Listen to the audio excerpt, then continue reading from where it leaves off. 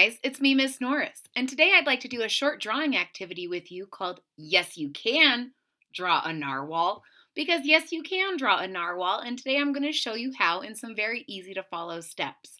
All you're going to need is something to write on. Today I'm going to be using my dry erase board and something to write with. Today I'll be using my dry erase marker. If you are ready to get started, I'm ready to show you, and here we go. The first thing that we're going to do is make a giant shape of a teardrop. That's easy, right? Just a giant teardrop. This is going to be our narwhal's body.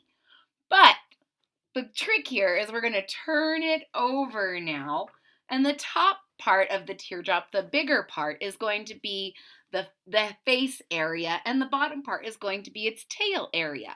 So why don't we go ahead and add some flippers here at the bottom. You're going to make a V and then follow it back on both sides. So you have some little flippers so you can swim around. And we might as well give it its arm flippers as well. So we're going to make a little line up on each side, and then you're going to curve it back down.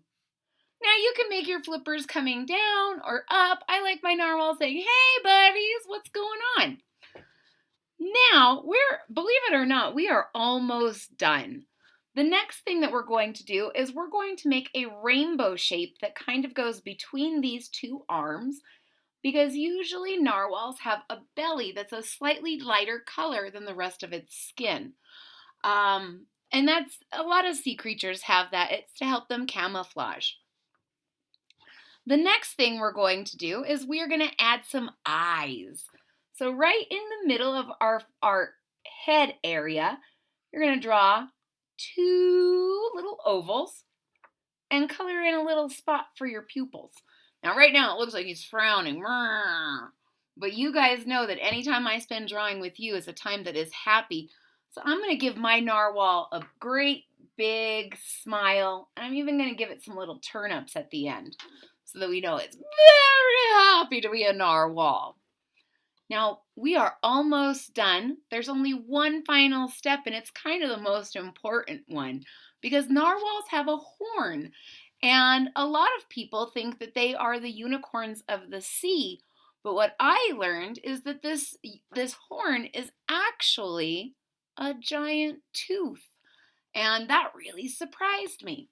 So to make our narwhal horn, we're going to make kind of a half circle, and then I'm going to put a point right up here in the sky, all the way up at the top of my board, and I'm going to follow one side up and the other side up.